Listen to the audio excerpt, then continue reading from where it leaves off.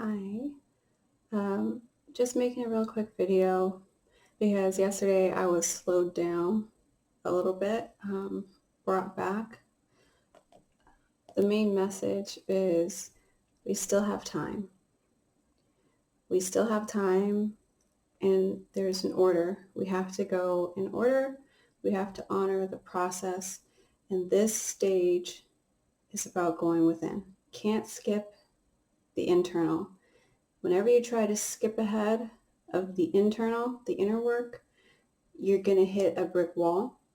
You're going to experience contrast and resistance. You're going to feel more disconnected from others and the world outside of you because you are reflecting. It's going to reflect back to you.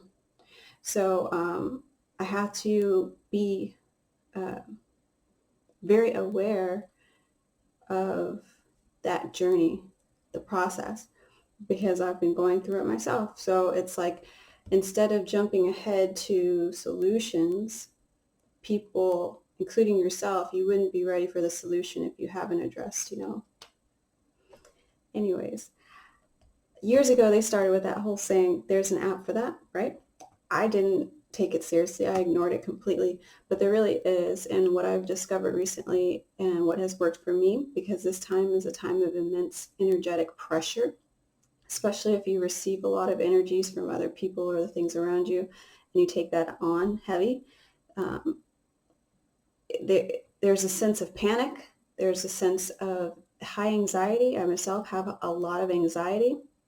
Um, it comes and goes, and ups and downs, all these things. You got to get mental health in line. That's to going within, facing the trauma, facing the whatever has transpired, closing cycles completely, closing doors where they need to be closed, um, or at least coming to terms, making the forgiving what needs to be forgiven, accepting the apologies that are given. Like, stop holding the heavy. Don't hold on to the heavy, because we need to make ourselves more light. The throat needs to be open. It's a time to speak your truth. It doesn't have to be on a broadcast like this is the way, kind of level, but more so get it out. Get it out of your energetic field. Clear it out. Do the candles, if you have incense, things like that. We're just lighting and burning away that stuff. This energy is very tempting to push forward with fire, but we have to manage our fire and go within. So anyways, back to the apps. I decided to start looking at some of the apps. I wanted to look for a workout app. And then I ended up seeing all kinds of other stuff, and it was amazing. So I decided to make a folder on my phone that is a day in the life of the highest version of myself. What would she do in a full day? What would I like her to do that I'm not doing? Or maybe I am doing some of the stuff, but I wanted to just run through with a checklist. And then these apps can help guide me. So they're set up with notifications. I have an affirmation app, um, a fitness one, something that I'm not going to tell you. Another one that has a 21-day habit maker, Synctuition for meditations, the tapping solution, a numerology app, just some different things to check in. And the one that I wanted to share is, because it's been freaking awesome for the anxiety part, for the mood tracking and all that stuff, is this app called Mood Flow, Moodflow, Mood Flow. And it looks like this. It has this cool, you could have this animated background here, and it's water waves crashing or something like that. And what these greens are here is you enter your mood for the day. You can go in and you can modify things to like put whatever moods you want, but it has the basics to start with.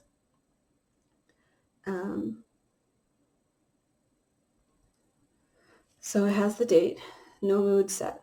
How are you doing? You go in there, anything from feeling great to feeling bad. You can talk about your levels of energized to calm, unpleasant to pleasant. You can go in and edit and modify those with different descriptors that work better for you, but it has tense, nervous, irritated, excited, lively, cheerful, happy, whatever. And then after you continue that, you type in a journal entry for how you're feeling for that day. And if you go in multiple times throughout the day, it actually shows you at the end of the day this kind of gradient like this one here. So like the day starts off really good and then something happens, say something triggers you, and then you go back in at that point and you put a note of that. And you can go back over and kind of check in to see what are the things that have made you tick, what are the things that make you feel good. Or when you're tracking this, you're more mindful of it. You're like, hey, I want to be in the green. I want to be in the green. So what activities can I do to keep me in the green? Keep my feelings, and my emotions at a high level, because this is a volatile time.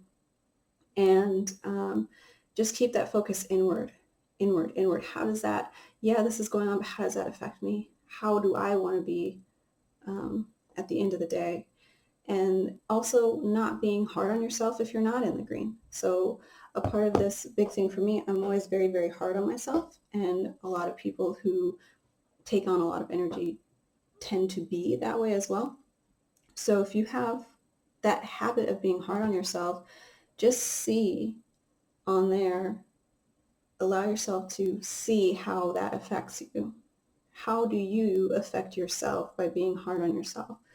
And that's going to be part of the first step of releasing and going a little easier on yourself. Because think about it, if you're hard on yourself and then you go out and the world is hard on you also, it's just like you're taking it on way, so much. Plus you're already energetically receiving from other people anyway. So just let this be a lesson for you to kind of set a process of becoming self-aware, more self-aware.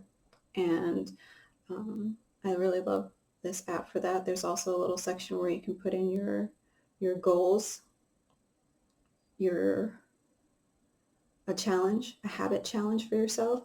That's like drink a glass of water every morning, first thing in the morning, and it's there. It makes sure it gives you a little notification. Did you do that? And then do your 30 exercise repetitions, whatever it is that you wanted to do. Just kind of build an accountability system outside of just having it all on your own shoulders, because life is happening and you're going to get distracted and things like that. This was just a positive reminder. If you're sitting on your phone or you're referring to your phone multiple times throughout the day, at least be using it for something that's going to help develop you. And it really has helped me to stay on the side of the spectrum where I want to be, because these things have really held me accountable. I've always had the desire to do things, but the follow through has always been a kind of ebb and flow, so I'm forgiving myself for that, and then I'm putting something in place to help me again shift from that external focus where I'm already ready to solve this problem, this problem, this problem, and be like, no, I still need to work on me and bring it back to me in this time. Go within, heal yourself, honor yourself, and then when you get the call, we won't have jumped the gun. The time will be right, and more will be ready to receive what you have to offer, if that's the case, or more will be, maybe it'll be completely different and you won't have to push. It's about not going for the push, but going for the receiving and the flowing. And the best way to flow is to have internal harmony and peace, tranquility and rhythm, and flow within yourself. And also stay grounded. Again, still keeping with the reds. Stay grounded. Work on the base, the basic security, survival, protection, the mind, the headspace. Staying grounded and feeling able to go back to center. All right. So I hope that's helpful to anyone who has been feeling that immense pressure right now, and the feelings of any anxiety, stress, high stress, or any of those things that we all feel, and just sharing tools to manage it. All right, cool. I'll end this here. Take care.